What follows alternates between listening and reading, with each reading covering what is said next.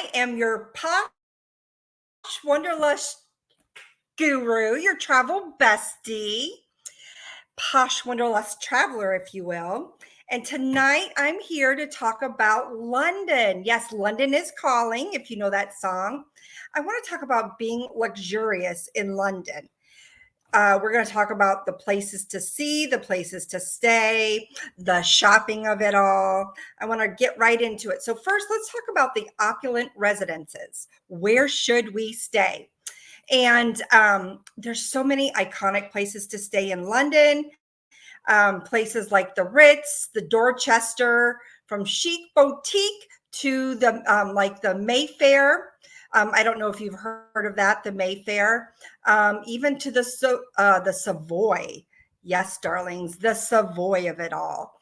The Savoy overlooks the River Thames, and I love. I know I'm kind of jumping ahead, but if you stayed at the Savoy overlooking the River Thames, it's so gorgeous. You'll have to indulge yourselves and take a river cruise at night on the Thames because you get to see all the iconic places lit up at night. So it looks so different at night than it does during the day. And it's not a long cruise. I want to say it was like 30 minutes. So if that interests you and having a little bit of a view versus the city, that might be a choice for you. Now, it's a historic hotel and it features very large rooms. So that might be of interest because let me tell you, hotel rooms, if you're used to the Caribbean, they're uber large. You need a suite here in the US. Usually they're very comfortable, but most European rooms are you have a nightstand, the bed, the nightstand, and that's it. There's the walls. They usually start at the end of your nightstand. They're very, very tiny. You have to make sure that you get a private bath with them. Most of them do, especially if they're name brand hotels like the Hilton or the Hyatt. But if you want to have opulence, right, these are going to be extra large rooms. They'll probably be in historical buildings. You want that flavor, that little bit of flavor, that little bit of spice, if you will. So these are some of those hotels that I want you to experience while you're in London. They're totally gorge, darling. So that's really what you want to experience. And that is the luxurious expedition that I'm talking about. Nestled in the heart of Mayfair, well, let me skip. So I was just talking about the Mayfair, and it has gourmet dining. It has the Art Deco design that oh my goodness. I always talk about how I'm low techie, but I didn't mean to lose you in the middle of it. Sorry, folks. Oh my goodness. Listen, I know you can't see it on Instagram, but I'm also recording down here. You can't see, but I almost lost folks. Sorry about that, folks. Listen, you can laugh around with me, or you can say that she's not high tech, and I never claimed to be. I just never claimed to be. Oh my goodness. Anyway, the Four Seasons Hotel. That's what and that's a name that you probably know. That is in Park Lane, and nestled in the heart of Mayfair. So Mayfair is like an area in London, kind of like you have the various boroughs. Like I'm near Cleveland. I grew up near Cleveland, well, 60 miles away, if you want to call it near Cleveland. They have the little suburbs, same like Tampa. They have the little areas around town. Any big city you're familiar with, London is the same. So they have a little area called Mayfair, and that is where you're going to find the Four Seasons Hotel. And it's like you would expect. It's a 5-star hotel, sophisticated rooms. You're going to have a spa there. So if you're exhausted from shopping, from sightseeing, you're a little tired, you need a little pick me up before you're going to go, let's say to the sorry, I'm distracted. You're going to go out to the theater that night. This you'll probably need a little pick me up, get a little spa, a little massage, and then you have stunning views of Hyde Park. And then just stepping inside one of these hotels that I've talked about paints that extravagant lifestyle that you have been craving for, that you want to experience. Maybe you're just going to go to London for 4 days. Treat yourself to this. I'm not saying that you always have to live this lifestyle, or maybe you do. Maybe that's your how you like your modus operandi, if you will. Maybe that is you. So this would be great for you, or you want to treat yourself and you're just going to London for a couple days. So it's not going to be like 2 weeks and maybe break your budget this time. Experience one of these luxury, uber luxury hotels where they know your name when you step in the door. Now, let's talk about dining, right? Where should you dine? Now, there's some exclusive dining experiences. So, of course, you have the traditional British pubs, and I really think you should experience one of those. You know, the French fries are called, what are they called? Mm-mm. They're called chips. So, not our potato chips, if you're in the US, not those, but chips. And the British pubs play a significant role in London. Those are traditional. That's where you're going to have a lot of those, and I really encourage you to experience that. It's a must. And then you're going to want to have pie and mash. So mash is baked potatoes, and oh, I absolutely love because I've made it back home.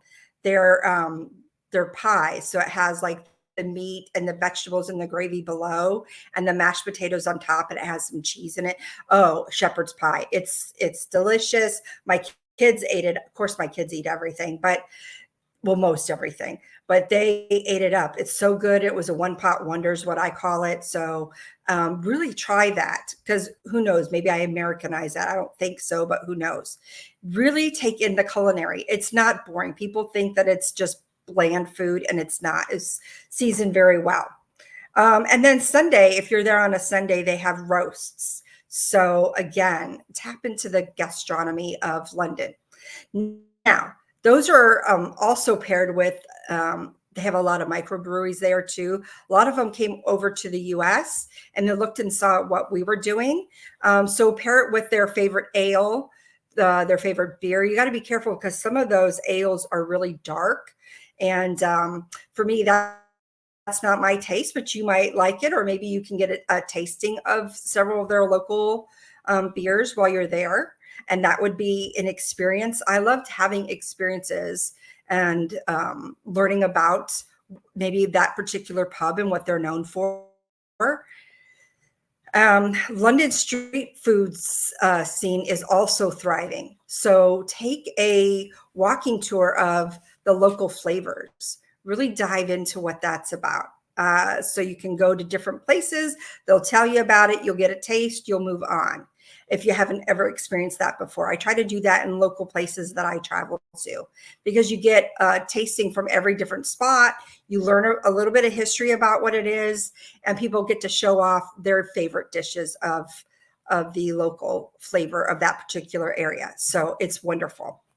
And then you can indulge in everything from gourmet burgers to artisanal desserts. Yummy. I love dessert. It loves me too. And also choose something that's unique, like have gourmet burger, do something on the rooftop. Panoramic views are everything. Let's say you couldn't get into a particular restaurant, but they might have a bar up on the rooftop. So go and have a drink before you go out to dinner, or before you go out to that river cruise that I talked about, or before you go out to the theater district, which I talked about. And it's not quite New York, but it is well known. And I know I went and took in a local play while I was there. I have a client, they did the same thing. Well, several clients did the same thing as well. They went while they were there and went to their theater district. And I love a restaurant with a story. I was working with the client. They were going to France.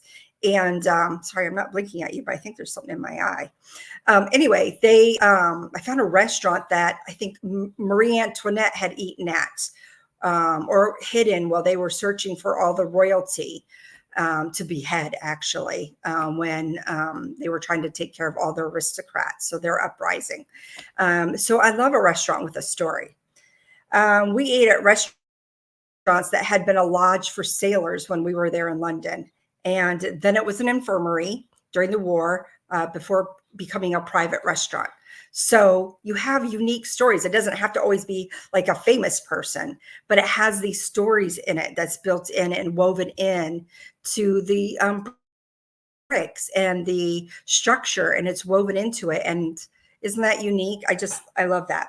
Now let's talk about high-end shopping districts. Now we all know, I'm sure we've talked about West End. West End is kind of like the Broadway area. Oh wait, that's not it. I'm skipping ahead to the theater district. Shopping. Okay, so Bond Street is iconic. Sloane Street is iconic. Designers you're going to find in Knightsbridge. And I know that there's a food walking tour there too in Knightsbridge. Harrods always comes to mind. I know you've heard of Harrods. That's a world famous department store. Another one is situated on Oxford Street. It's called Selfridges. And actually there was a story, like a period drama built around Selfridges. So I'm sure you might have heard that or watched that story if you're into period dramas. So you'll find the luxury brands, the designer brands at those places. Bespoke comes to mind when I'm thinking about these places. Oh, I forgot to do my quick tip. So for my quick tip, this is what I recommend. Transportation when you're going around London. You can do this several ways. It's not called Uber, but I would arrange your transportation always before you get there, not arrange it, but know, okay, from the airport to our hotel, we are going to have a transfer already arranged. From going around town, we're either going to walk or we're going to taxi or we're going to tube. So know how you're going to get around before you go, so that if you need a transfer, it's already arranged and you're not worrying about it. So that's my one tip. I'm going to give you a bonus tip. Grab the business card of the hotel, because there might be several Ritzes in town or XYZ hotel that you're staying at. So you want to grab the business card or a card from the concierge in the front before you leave. That way you have the exact address as they write it so that your taxi driver knows where to go, or your taxi driver knows where to go, or if you're on the tube and you want to make sure you're going to the same location, that you can ask somebody, hey, which stop do you think I should get off on? And they can help you if you're ever lost. So you want to have that for yourself. And that will make sure that there's no confusion as to what's going on. So those are my two quick tips for today. Sorry, I usually do that after the first two things, and I want to jump in there and not forget to tell you that. Okay, cultural exchange.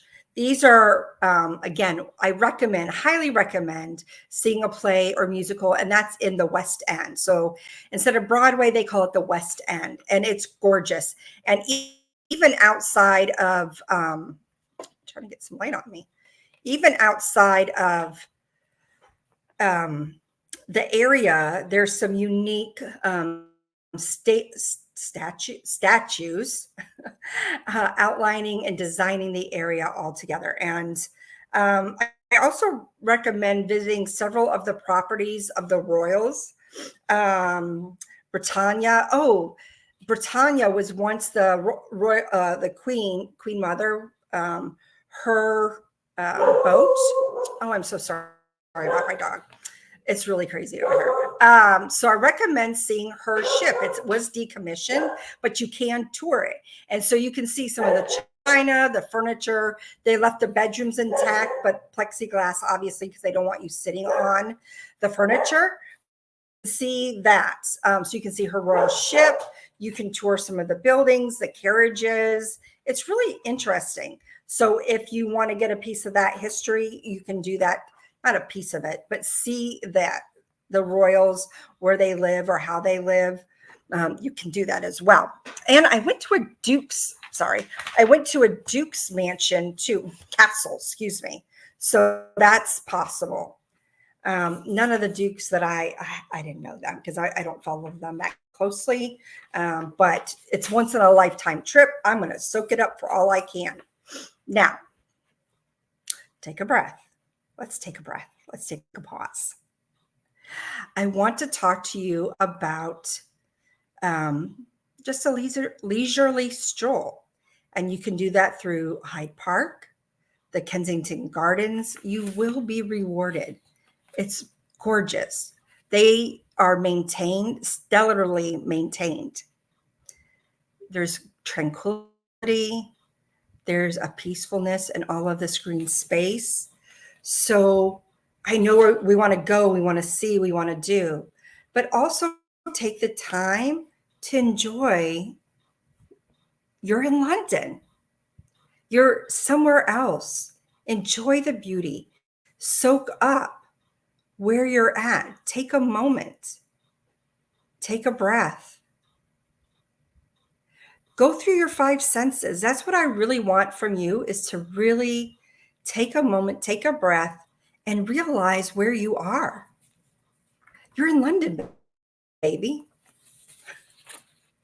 You're in the Palace Gardens. You're staying at a fabulous resort doing fabulous things because you're fabulous. You just saw some monuments. You maybe went through the carriage house of the royals. You did a foodie tour. You got a spa treatment from the hotel that you're staying at. 5-star all the way, or part of the way, however you're rolling. And now you get to sit and walk through this fabulous garden, just like they do, right? They're royals, but you're royal too. Who said you're not? Okay, now come back. We're going to keep going. Now, I talked about yachting on the Thames. This gives you a different perspective along the river. Instead of walking by it, now you're on it. And you can see all those buildings that perhaps you did a tour of. Maybe you did a private van tour. So you got an overview of London and where everything is at and who did this. And somebody maybe died here, or they live here, or what this building's for. And now you're along the river, seeing it from a different viewpoint.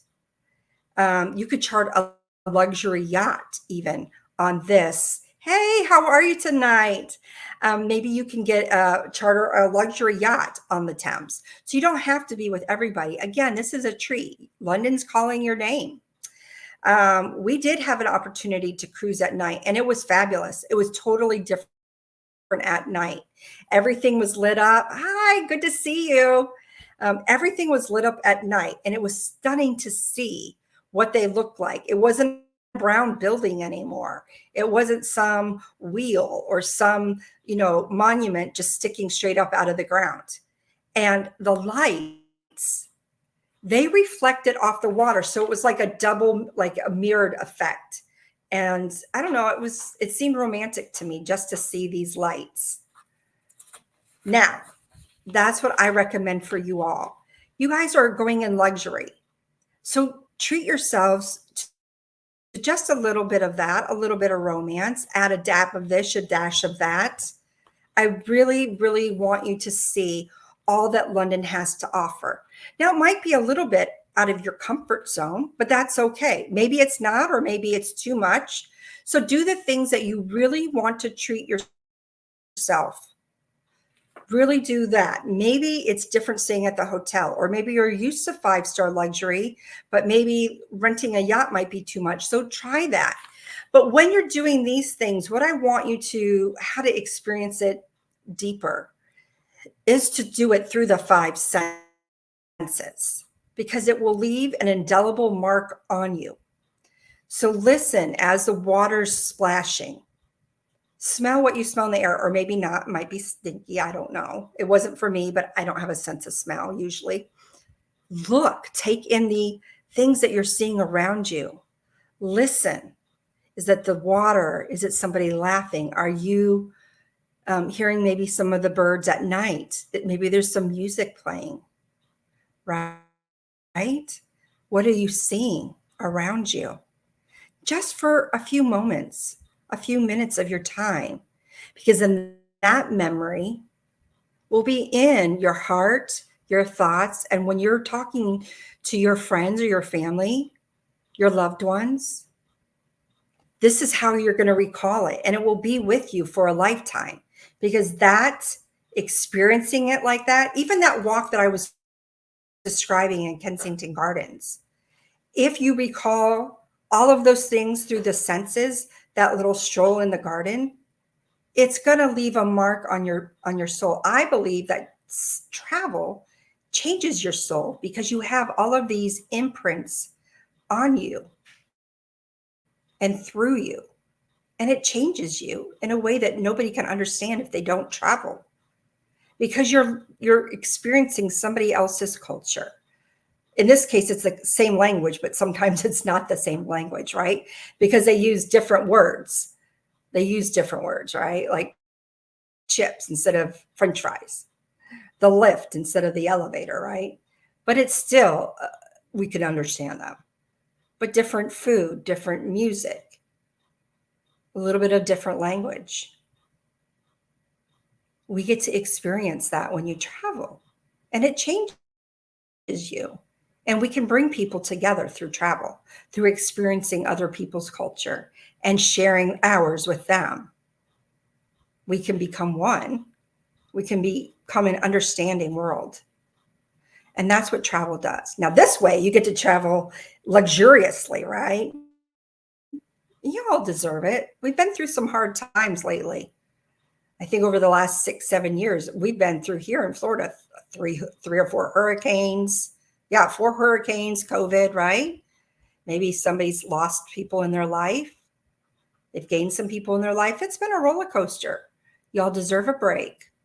Y'all deserve a break, right?